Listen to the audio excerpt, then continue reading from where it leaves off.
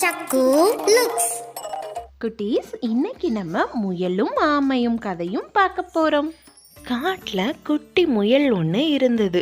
அது எப்பவுமே ரொம்ப துருதுருன்னு இருக்கும். அந்த முயலுக்கு ஒரு ஆசை இருந்தது.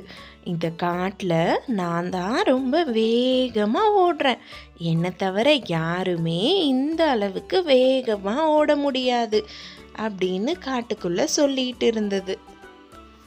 முயல் ரொம்ப கர்வத்தோட பேசினதுனால அந்த பக்கமாக இருந்து வந்த ஆமை முயல்கிட்ட வந்து, வா நம்ம 2 பேரும் ஒரு ஓட்டப்பந்தயம் வச்சுக்கலாம் அப்படின்னு கேட்டுச்சு. இதை கேட்ட முயலுக்கு சிரிப்பு தாங்கவே முடியல.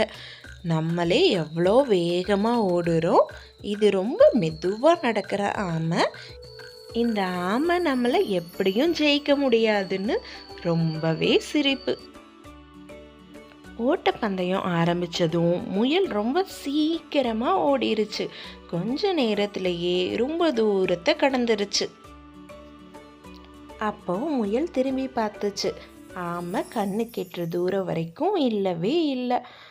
முயல் நினச்சது, நம்ம கொஞ்ச நேரம் ஓய்வு எடுக்கலாம், எப்படியும் இந்த ஆமை வர்றதுக்கு ரொம்ப நேரம் ஆகும், நம்ம நல்லா கொஞ்சம் தூங்கி எந்திரிக்கலாம். ஆனால் ஆமையோ விடாமல் மெதுவாக நடந்து வந்துக்கிட்டே இருந்தது.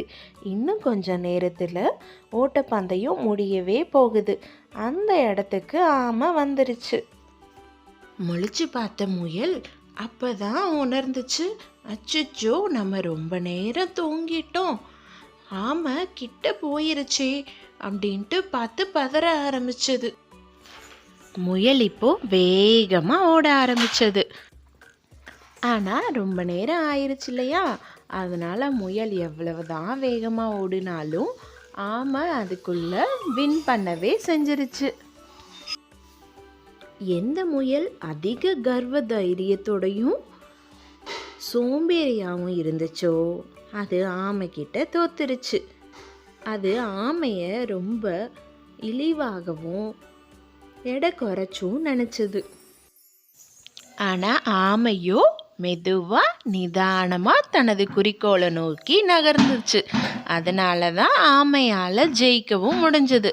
தன்னை யார் என்ன சொன்னாலும் அதெல்லாம் காதில் போட்டுக்காம தன்னோட வேலையை பார்த்து நகர்ந்துக்கிட்டு இருந்தது. என்ன குட்டீஸ், உங்களுக்கு இந்த கதை பிடிச்சிருந்ததா? நீங்களும் ஆமை மாதிரி விடாமுயற்சியோடு இருக்கணும். மறக்காம சப்ஸ்கிரைப் பண்ணுங்க.